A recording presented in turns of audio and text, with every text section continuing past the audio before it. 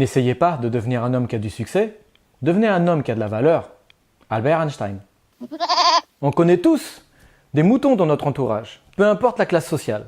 Ces individus sous influence qui gobent n'importe quoi, mais qui tiennent quand même à avoir leur avis, qui vont se dire dissidents, en critiquant l'impérialisme américain avec un verre de coca à la main, ou qui vont croire au moindre complot bidon, parce qu'ils ont lu ça quelque part ou entendu quelqu'un en parler, comme le soi-disant complot que l'homme ne serait jamais allé sur la Lune, alors qu'il suffit de vérifier par soi-même avec un bon télescope pour voir les sites Apollo, ou d'avoir quelques notions en physique ou en photographie pour démonter toutes ces rumeurs.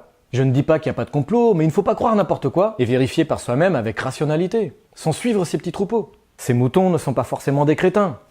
Ils sont dans le moule d'une société qui appauvrit les esprits. Ils ne veulent pas se prendre la tête car ils sont dans leur zone de confort et préfèrent le prêt-à-penser.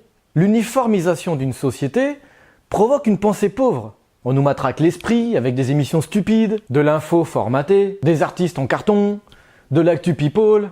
Ce mouvement général tend vers l'individualisme et augmente excessivement l'ego. Trop de jaloux, j'ai envie de te dire.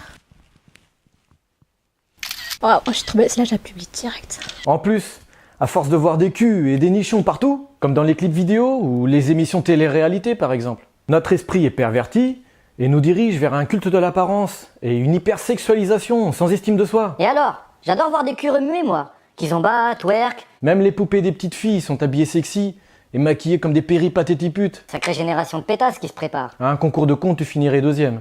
Pourquoi? Parce que t'es vraiment trop con. T'as rien d'autre à foutre? J'ai tellement de trucs à faire que du coup, je ne fais rien. Bref, cet appauvrissement intellectuel va de pair avec un affaissement culturel généralisé.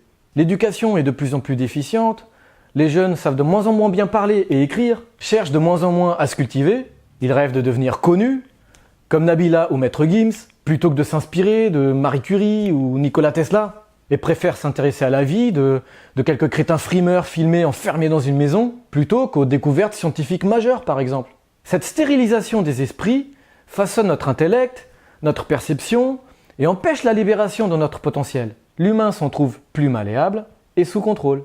L'idée n'est pas de savoir si ça part de quelques mondialistes malfaisants, qui contrôlent les médias, qui empoisonnent l'eau ou la nourriture. De toute façon, aucun mouton de troupeau ne connaît l'objectif final des bergers. Le but, c'est de s'émanciper. J'ai pas envie qu'on laisse à nos enfants un monde de brebis lobotomisées. Alors je suis ravi d'être engagé dans la lutte contre ça, de donner à réfléchir et de combattre les préjugés. Je ne sais pas jusqu'à quand on m'autorisera à faire ce que je fais.